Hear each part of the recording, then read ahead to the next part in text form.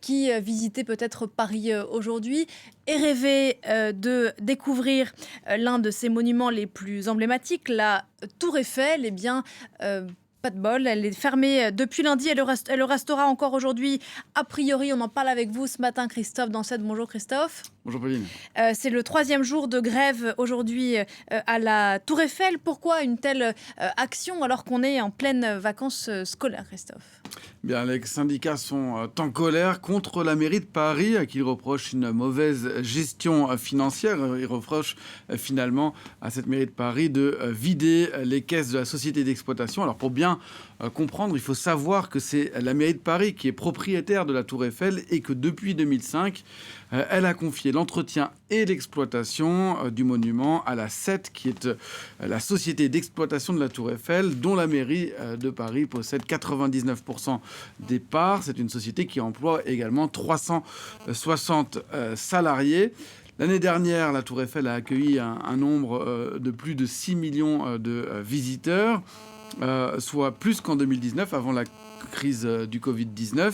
Et la SET n'a pas encore publié le chiffre d'affaires pour l'année dernière, mais il devrait être supérieur donc aux 106 millions d'euros de 2022. C'est une bonne nouvelle. Le problème, c'est que sur ces revenus, la mairie de Paris récupère une partie, une redevance, comme une sorte de dividende, si vous voulez, et elle compte les tripler, ces dividendes, d'ici 2025 pour passer de 16 millions d'euros cette année à 50 millions d'euros prévus l'année prochaine, donc quasiment la moitié des recettes de la Tour Eiffel.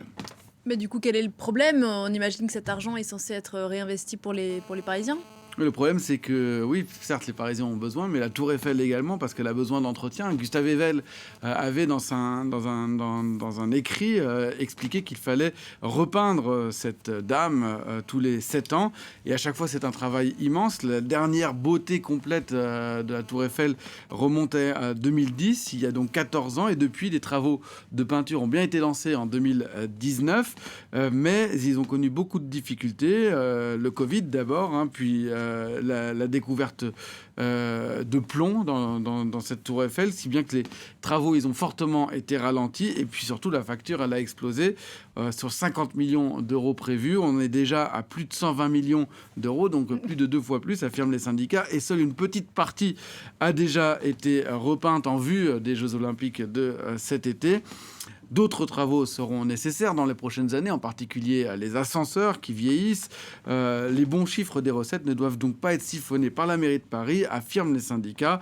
Surtout qu'à côté de ça, eh bien, la Tour Eiffel continue de se remettre de cette période du Covid-19 avec d'importantes privations de recettes, puisqu'elle avait été fermée pendant 9 mois et ensuite une réouverture échelonnée. On va écouter l'un des syndicats. On ne voit pas comment, effectivement, dans ce cadre-là, on peut continuer à faire fonctionner l'entreprise et surtout investir dans des travaux de modernisation. C'est une vieille dame qui a 135 ans. Elle a besoin, effectivement, là, de passer à une vitesse supérieure en termes d'entretien. Voilà pour ce délégué syndical. Est-ce qu'il y a des solutions ? Est-ce qu'une sortie de crise est envisageable ? Alors pour le moment, non, parce que la mairie de Paris n'a pas encore reçu les syndicats. Pour l'instant, il n'y a pas d'invitation de prévue, d'où cette reconduction pour une troisième journée de grève. On verra si ça continue ou pas dans les prochains jours. Pas non plus de communiqué de presse de la mairie de Paris, qui pour le moment refuse également de parler à la presse.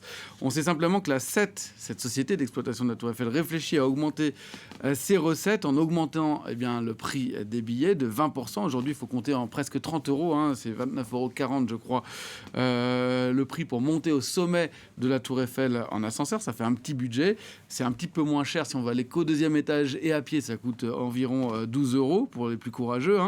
Mais visiblement... Sachant qu'on ne peut pas monter tout en haut à pied. On ne peut pas monter tout en haut à pied. Il faut monter, ça coûte 22 €. J'ai vérifié également pour monter tout en haut à pied puis en ascenseur. Mais visiblement, ce prix, ça n'effraie pas les visiteurs, même s'il devait augmenter, puisqu'ils sont toujours plus nombreux, même si on n'est pas encore au record qui date de 2014, 7 millions de visiteurs. Merci beaucoup Christophe. En attendant, il n'y a pas de meilleur endroit pour voir la Tour Eiffel que depuis l'esplanade du Troca. Et ça, c'est gratuit. Merci beaucoup. C'était l'info éco.